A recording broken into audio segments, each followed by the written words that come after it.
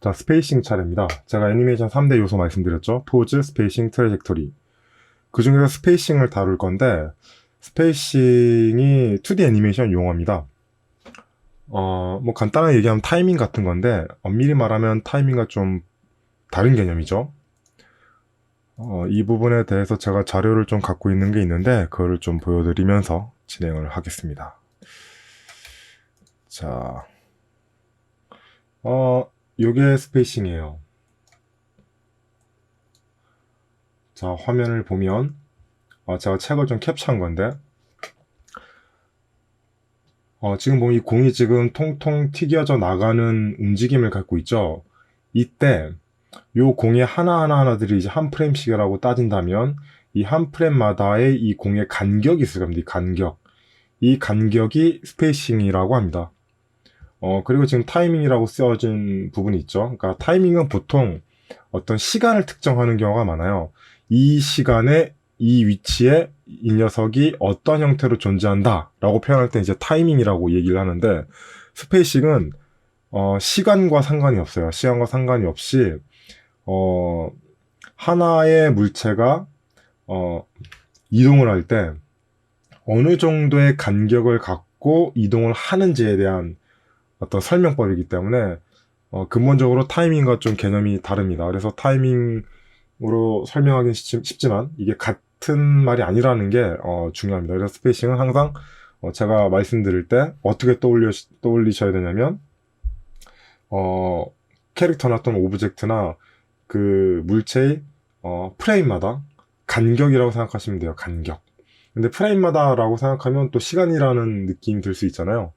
근데 이 스페이싱이라는 게 뭐 한 프레임마다 간격이 될 수 있는 거고, 두 프레임마다 간격이 될 수 있는 거고, 뭐 10프레임마다 간격이 될 수 있기 때문에 프레임 자체가 중요한 개념은 아닙니다. 그래서 이 간격에 대해서 집중을 좀 해주시면 좋고요. 뭐 궤적에 대해서도 이 스페이싱 설명이 끝나면 말씀드리겠지만, 보통 트래젝토리를 궤적이라고 얘기하거든요. 저는 이 트래젝토리도 굉장히 중요하게 보는데, 스페이싱 이 트래젝토리랑 좀 많이 개념이 달라요. 트래젝토리 들어가면서 다시 설명을 드리겠지만, 이 트래젝토리는 이 공이 이렇게 움직였을 때 지금 이렇게 뭐랄까 좀 달걀형으로 유선형으로 이렇게 쭉 움직이고 있죠. 이 움직였을 때 얘의 어떤 특정 지점을 일괄적으로 점을 찍어서 선을 그으면 이런 형태의 선이 나온다는 거죠. 선. 이런 선을 궤적이라고 부릅니다. 궤적. 일종의 그러니까 흐름 같은 거죠. 흐름. 반면 간격은 제가 지금 1, 4, 7, 8, 13 이렇게 되어 있고 짝대기를 딱 그어놨는데 이 부분의 이 넓이라고 생각하시면 됩니다. 그래서 궤적과 간격도 헷갈리지 않게 잘 이해해 두시면 여러모로 도움이 될 것 같아요.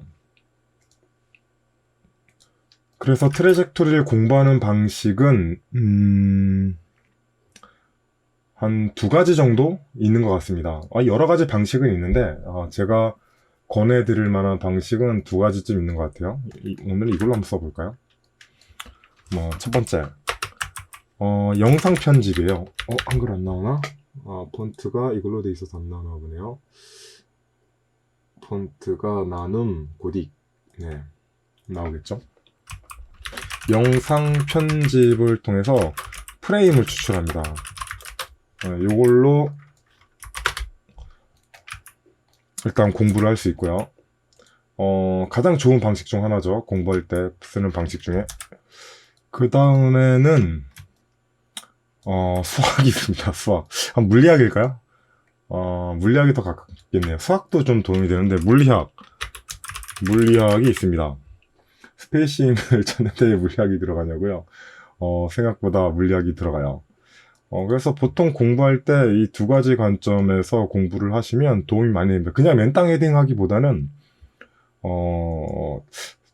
데이터를 갖고 작업하거나 아니면 계산해서 작업하시는 게, 이 스페이싱 감각을 잃을 때는 참 도움이 많이 돼요. 왜냐면, 스페이싱이 제가 간격이라고 말씀드렸는데, 이 간격도 애니메이션에서 굉장히 중요하죠.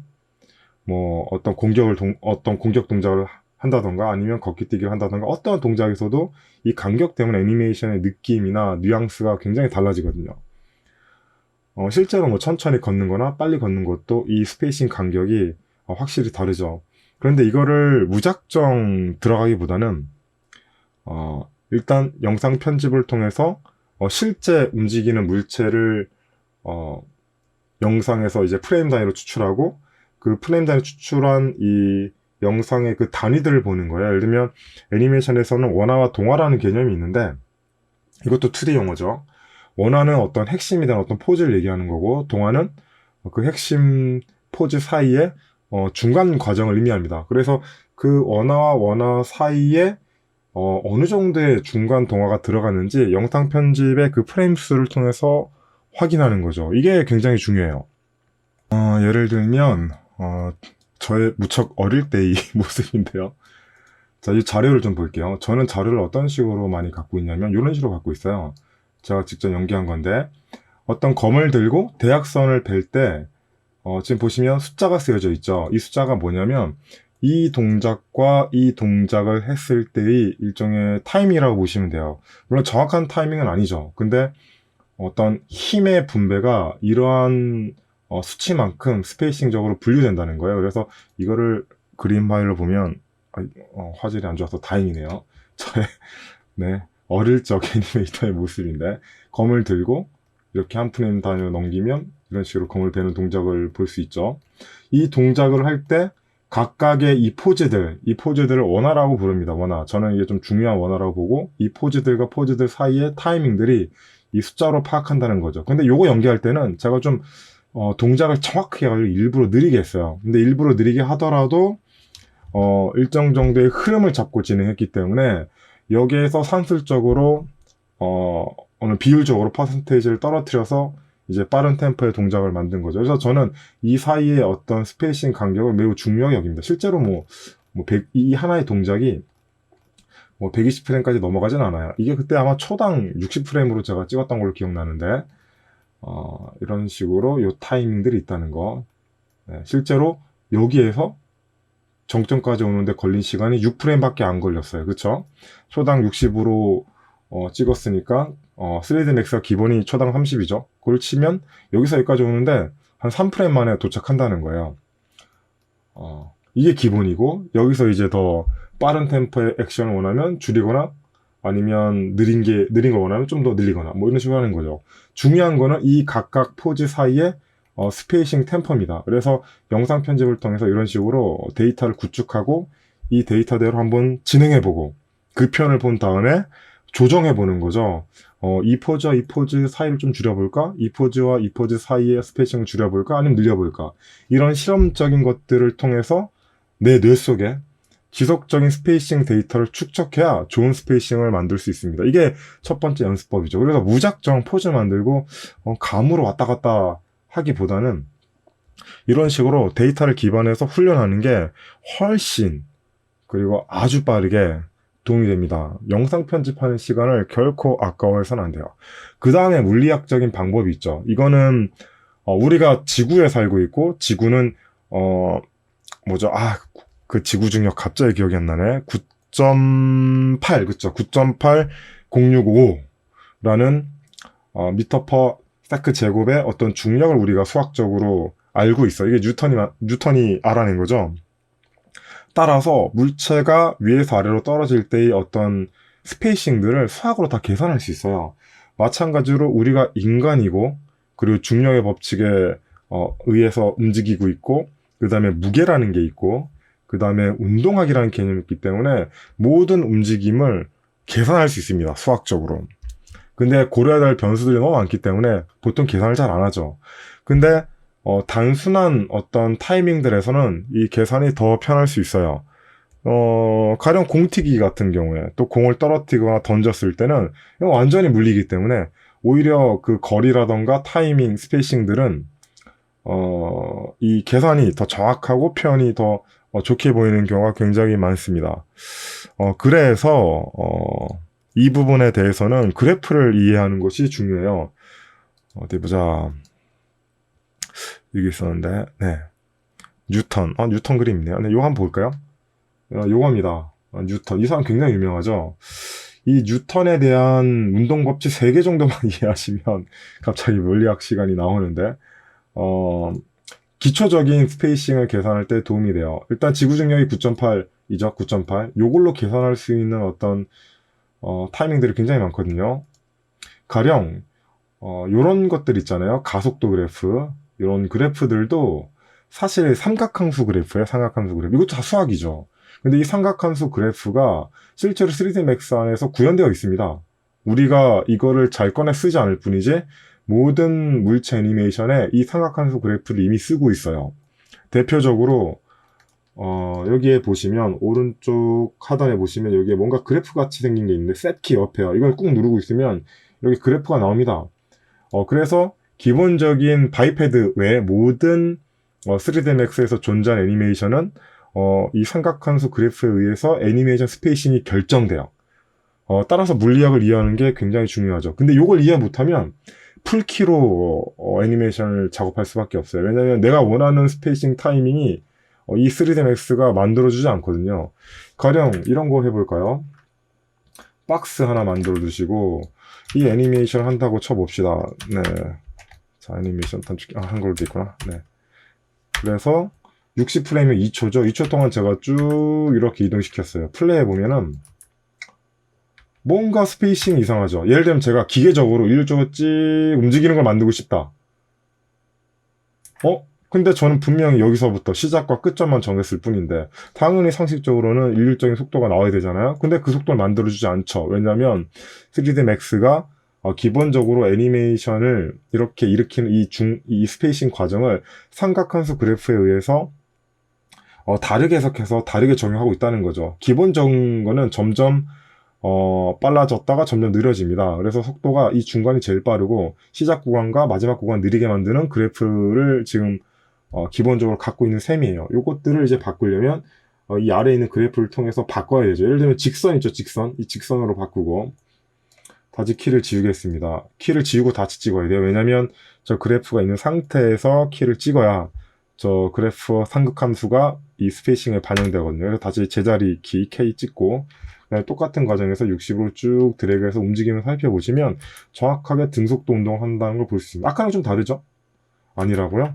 비교해보면 금방 알 수 있죠. 제가 얘를 이렇게 내리고 얘는 여기에 원래 그래프가 맨 위에인가? 요건가? 요걸로 돼 있었을 거예요. 그럼 60에서 얘를 이렇게 갖다 놔 봅시다. 거의 비슷하게. 그러면 플레이해보면 다르죠? 움직임 타이밍이. 네.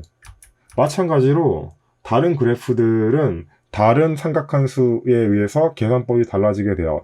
여기서는 크게 세 가지만 기억하시면 됩니다. 보통 캐릭터 애니메이션은 바이패드를 많이 작업하시긴 하는데 본도 많이 작업하잖아요. 우리가 이 바이패드로도 애니메이션을 하지만 그쵸? 이걸로도 많이 하지만 이 본으로도 작업을 많이 합니다. 근데 이 본은 철저하게 이 삼각함수 영향을 받아요. 얘는 T10이라는 별도의 원소가 아니라 원수입니다. 원수. 그걸 위해서 쿼터니언 방식으로 어떤 애니메이션을 하게 되는데 반해서 얘는 철저하게 오일러라던가 일반적인 뭐랄까 요 삼각함수 그래프에서 움직이기 때문에 본 애니메이션이나 박스나 일반 오브젝트 애니메이션에 대한 어떤 스페이싱을 이해하기 위해서라도 요 물리학적인 수학적인 부분을 이해할 필요가 있다는 거죠. 자, 세 가지만 기억하시면 되는데 눌러보시면 직선, 네, 이게 등속도죠. 방금 보신 거 똑같이 움직이는 거. 그 다음에 여기에 요 니은 같이 보이는 것과 기역 같이 보이는 것들이 있습니다. 이 두 가지만 기억하시면 돼요. 얘는 위로 올려놓고 비교해 볼까요? 하나 만들고 두 개 더 만들까요? 네. 자, 제가 쉽게 외울 수 있는 방법을 알려드리면 키를 지웠나? 네. 그럼 두 가지 할까요? 세 가지만 기억하면 되니까. 위에는 등속도. 자, 두 번째 거 기역자처럼 보이는 거, 니은자처럼 보이는 거. 니은자부터 해볼까요? 니은자 누르고 똑같은 60프레임 얘를 이제 갖다 놔 봅시다. 자, 이렇게. 그 다음에 얘는 기역자처럼 보이는 거 누르고 이렇게 갖다 놔 봅시다. 그리고 플레이를 해보는 거예요. 움직임이 완전히 다르죠. 왜 이렇게 달라지냐.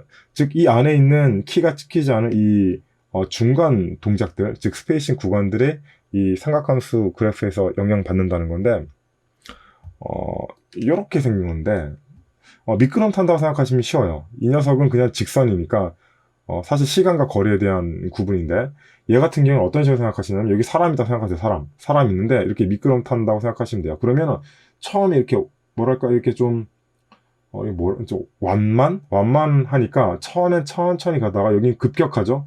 뚝 떨어질 겁니다. 여기는 어떻죠? 여기 미끄럼틀 탄다고 생각하시고, 여기서 타면, 갑자기 급격하게 쑥 가다가, 여기서는 완만해지기 때문에 느려질 겁니다.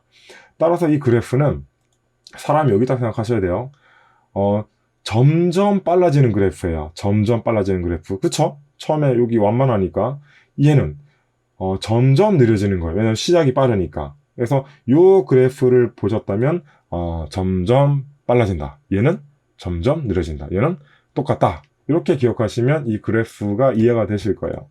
자, 보시면 얘는 제가 니은자 썼을까요? 니은자 썼죠. 니은자는 시작이 빠른 거예요. 시작부터 툭 튀어나갈 겁니다. 이렇게. 아닌가? 반대로 했나? 제대로 찍었는데 왜 그러냐면, 시작키가 더 중요한 거예요. 즉, 요 그래프가 적용되는, 시작점이 이 도착해서 적용되는 게 아니라 시작하는 이 키에서 반영된다는 거죠. 그러면, 얘 몽땅 지우고요. 다시 한번 보여드릴게요.